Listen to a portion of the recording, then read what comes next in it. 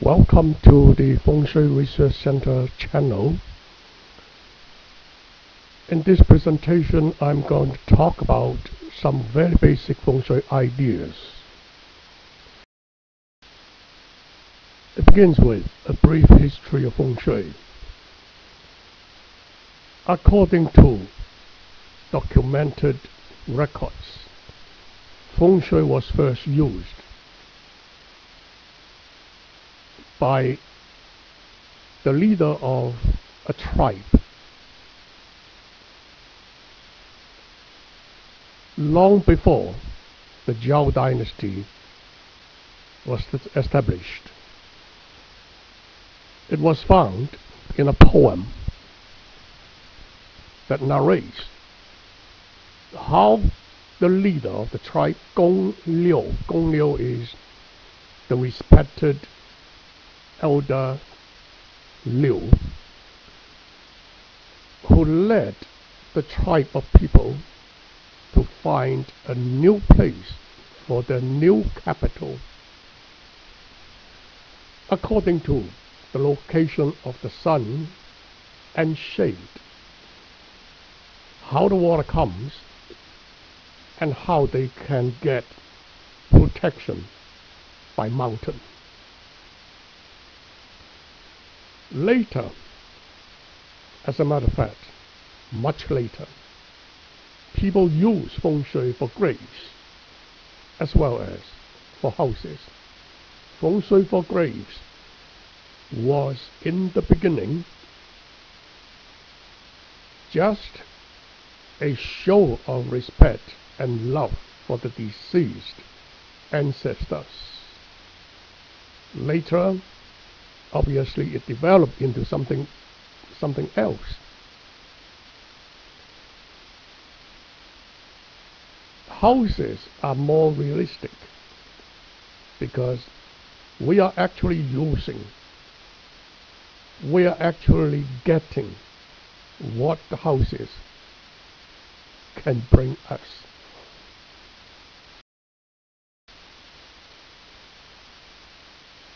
Well, what can Feng Shui bring to people? Feng Shui is about how people can enjoy harmony between heaven and earth. Nothing more, nothing less. Mountains are to take care of the people. Well, from a physical point of view, mountains can offer people protection from their enemies who may attack them from the back. So if you have a big mountain at your back, you are well protected. But as a matter of fact, it depends on the quality of the mountain. The quality of the mountain can also affect the personality of the people, the health of the people, and also the productivity of the people. Waters can bring prosperity. Well, water actually is a source of life,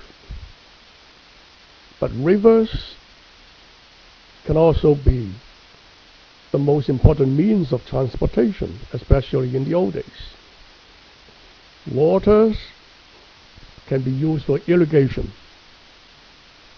and therefore it's about production of food and other things.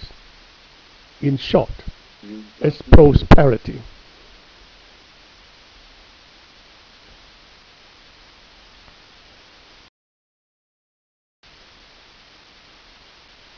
Qi is the fundamental concept in the study of Chinese metaphysics, where it has a counterpart in physics. It's matter and energy. But Qi is neither matter nor energy. It is something of its own. Qi has life by itself. That differentiate this from matter and energy. Now, in our approach to study Feng Shui is try to be parallel to scientific methods. Parallel means they are never the same. But we try as much as we can to use the most important method that is used in science to develop metaphysics. And the most important thing is to have a sound theory laid on solid foundations. But the nature of metaphysics makes it impossible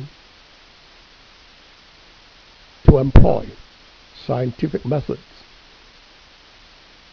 to test and to prove whatever theory we have in metaphysics.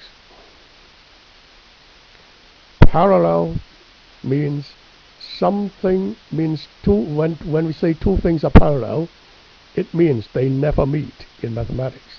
They never meet, they have nothing in common. They have not one single point in common.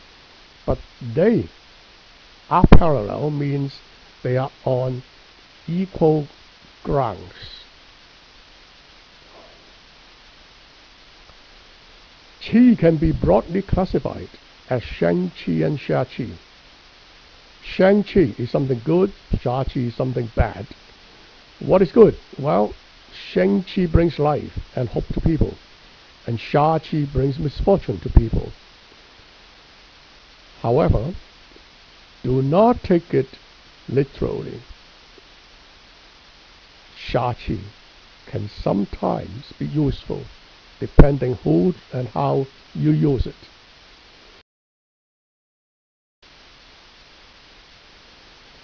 Yin and Yang is one most fundamental principle we use in the study of metaphysics.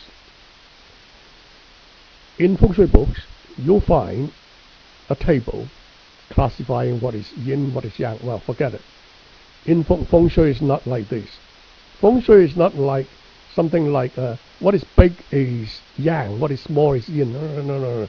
That is all rubbish. Yin yang is actually female and male, because we are talking about things that have life. We are not talking about size. We're not talking about even activity. Well, activity is brought about by living things, okay, but it has more deeper sense. Yin and Yang in Feng Shui refer to female and male Qi. Yang Qi is responsible for prosperity, but of course, Yang Qi, when abused, can also kill prosperity, obviously. Yin Qi is responsible for success, and obviously, when it is abused, it can be the source of failure. That is what Feng Shui is about. Another principle is the beauty is Sheng Qi. Whatever that is beautiful is a source of Sheng Qi. Whatever that is ugly is a source of Xia Qi. However, you also have heard the beauty is to the eyes of the beholder. Well, we will have to rely on the general consensus of opinion, because we are human beings.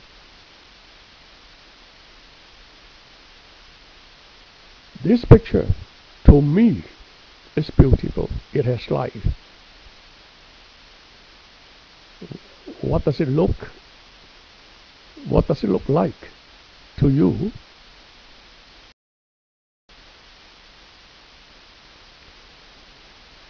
We talk about beautiful mountain and beautiful water.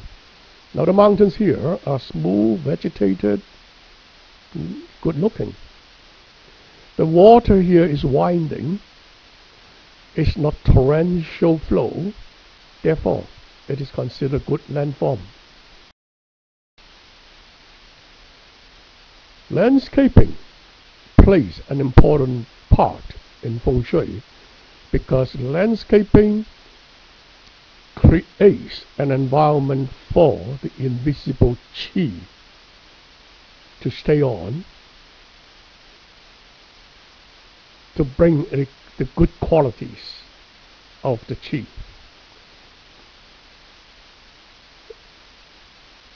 Beautiful flowers is a source of shang-qi. Beautiful trees are also a source of shang-qi.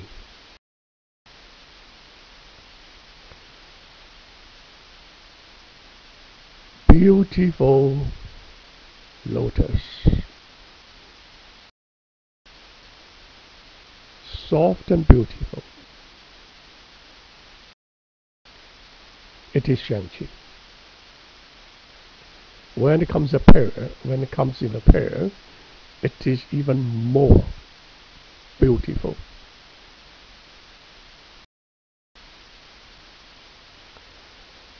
Now you see, this picture already tells you a story. That is beautiful view, and that brings shang-qi.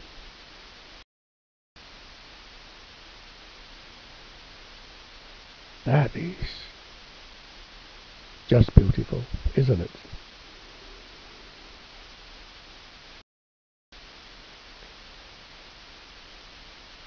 Interior decoration, although artificial, can also bring beauty, can also create a good environment for shang-qi to develop.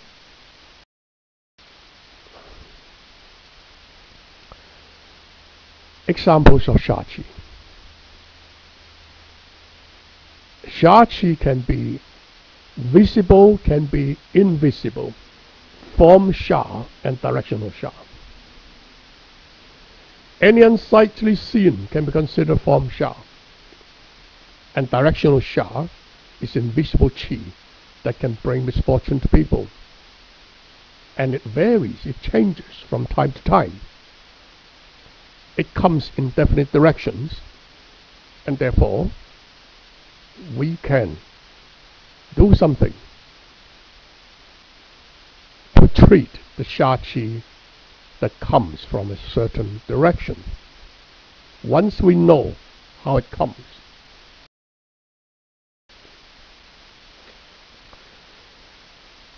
this is one of the most notorious form sha. It's a straight road heading directly towards the door of a house. Obviously, this is something we want to avoid, because when the sha-qi, when the vehicles, when the traffic is speeding towards your door, there is the potential danger. Besides, it disturbs the qi that stays outside your door, ready to come in. Therefore, this is a bad form sha. Sharp edges. Well, this is something you don't want to see when you're looking out from your door or from your window. Squeezing sha. And we are talking about occupying this house. When you are in this house, you feel compressed, you feel intimidated by the neighboring houses. Besides, there is a lamppost right in front, and that is something, well, in this case, is something very unsightly too. That is what we call squeezing sha. Heart-piercing shaft. Now, the lamp post in the previous picture is an ugly shaft that is known as heart-piercing shaft. In this case, well, I won't say that this pillar is ugly, yet it is still a shaft because of the location and how it disturbs the qi entering the shop. It's a heart-piercing shaft which is detrimental.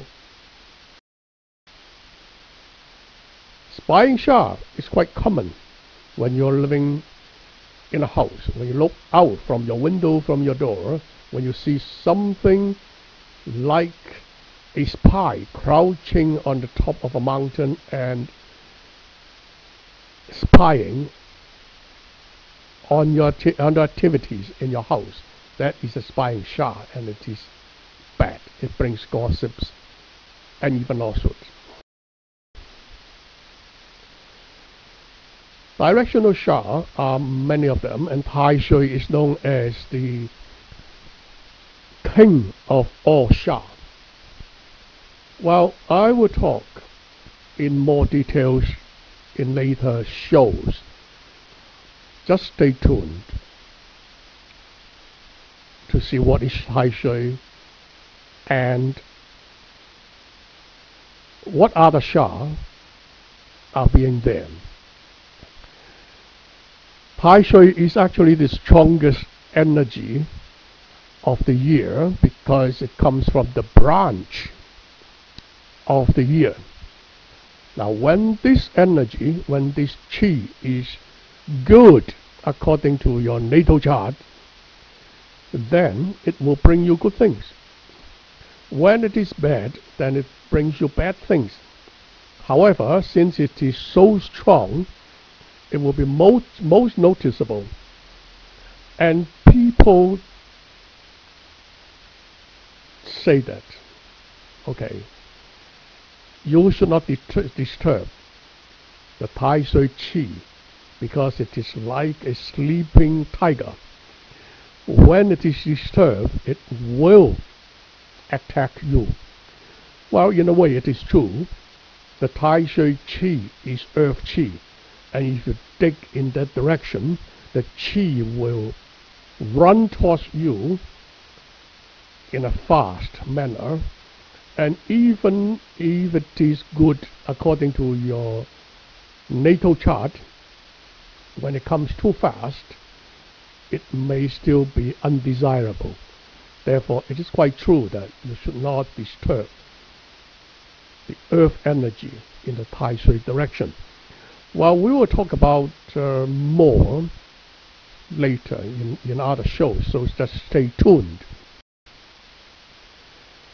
The basic requirements to enjoy good Feng Shui is, number one, beautiful mountain and water. Number two, beautiful house design. Number three, absence of form shaft.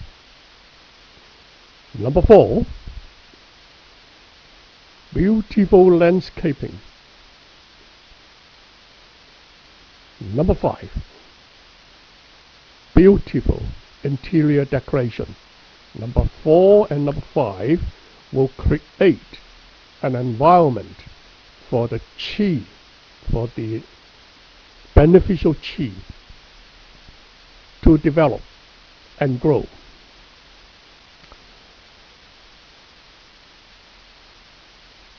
Finally, be aware of annual directional shaft, and I will supply information in later shows in this channel. So stay tuned. See you next time.